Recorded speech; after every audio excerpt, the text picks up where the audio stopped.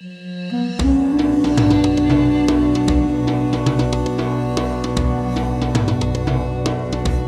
Taneja, India's leading energy expert. We just had resolution overnight.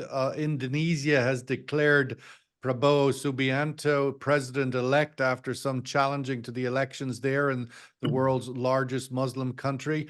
And India now deep in elections, the country with the world's largest Muslim minority population. Some words overnight there. How's the election going, Narendra? What's the outlook? Is it a done deal? You and all your buddies back in power for another 4 years?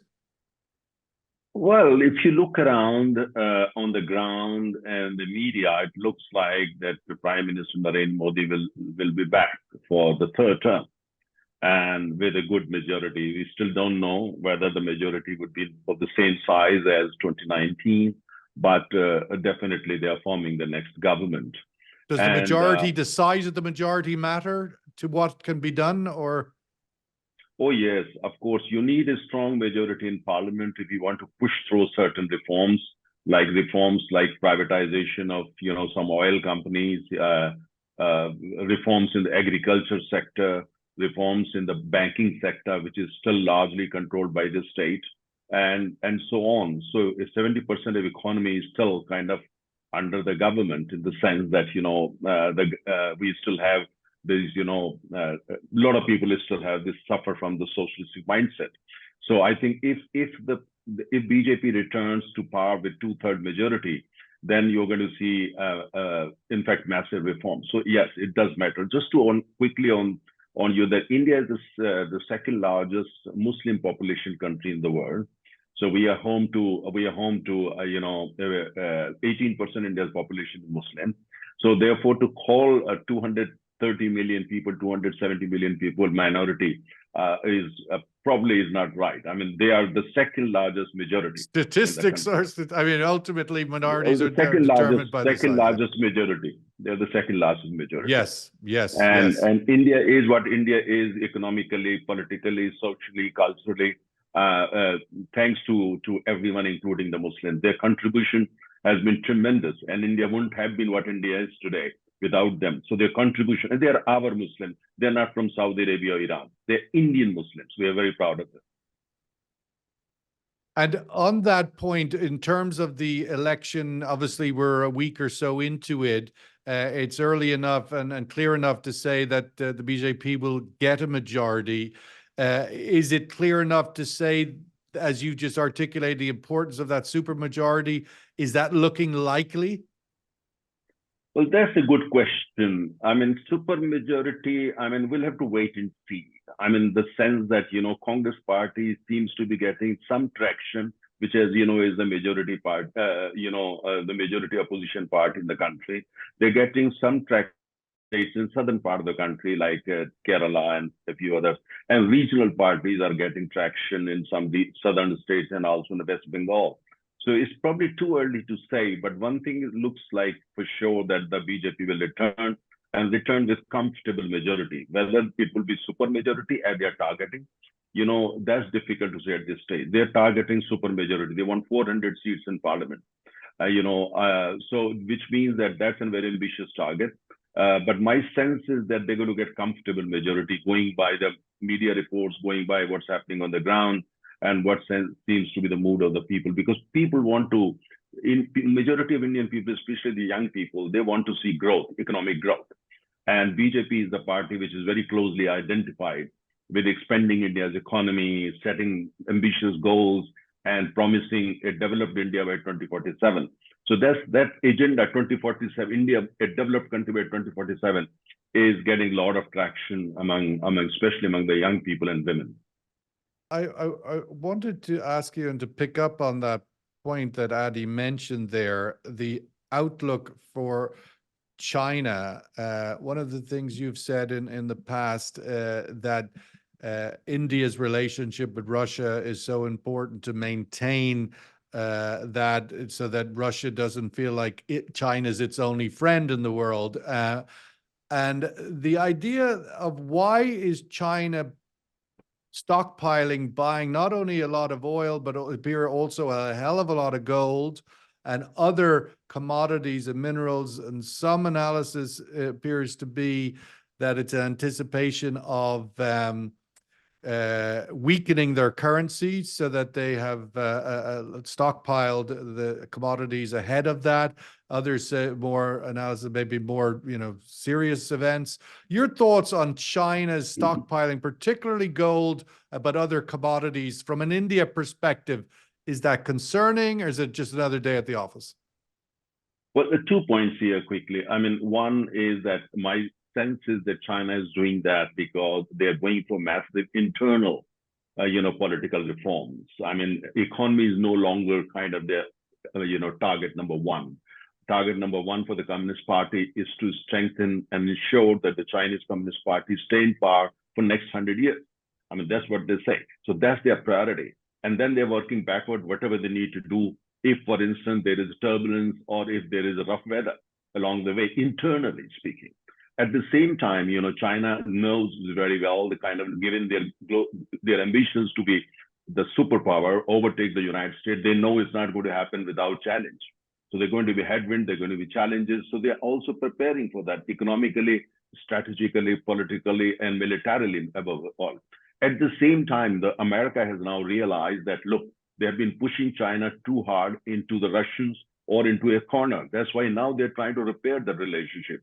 American Secretary of State, in fact, arrived in Shanghai just a few hours ago. And if you see his message on Twitter, he's basically saying he's going to talk with the students, thought leaders, those businessmen and everything. So they're trying to kind of, repair in the sense, to take China a little bit away from Russia to the extent possible, as at the same time they do what they try to do. But China is going to play its own game. My sense is a bit too late. India has always said that we will have good relations with Russia and we will also have good working relations with China. But our good relation with the West, particularly very special relations, would not come at the cost of our relation with Russia or China. So India is not going to fight a war with a Western fight with China. We will basically have a relationship with China based on our national interest. And our national interest is that to maintain harmony, peace at the border, at the same time, try to kind of invest as much possible so that we can emerge as a counterbalance to China, especially in manufacturing. And that has already started happening if you look at number of, Western companies, investments in India. But I think, important thing at the same time to see China, Russia, and Middle East together. If we see them kind of in silos, we will reach to the wrong conclusion. My sense is if President Biden is re-elected, then we are going to see some political stability in the Middle East. And if he's not, then Middle East is going to look very, very different, come January 2025. Because the entire chessboard would start looking very different. Right now, President Biden is playing very well. I mean, in India, for instance, we are very happy with the kind of, diplomatic energy that's going into the Middle East, into China and others, because it seems President Biden's target is Russia and Ukraine. Focus is back now on Ukraine. And that's the agenda of American Secretary of State visit to China. Repair, but at the same time, to see that China plus Russia kind of does emerge as a major bloc against the Western interests, especially in the context of Ukraine. So it's a lot happening. So as I said, but it all depends, my sense is what happens to China, Vietnam, what happens to Russia, Ukraine, and more importantly, what happens to oil price in the Middle East will depend who is going to be in America's next president. If it's Biden, we are going to see good progress. If it's not Biden, I think we should be prepared for some kind of a storm.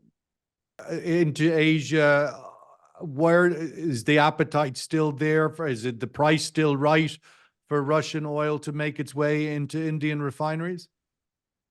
Well, you see, it's all economics. I mean, if even, for instance, look at the oil price, my own sense is that we still have about $8 per barrel geopolitical premium.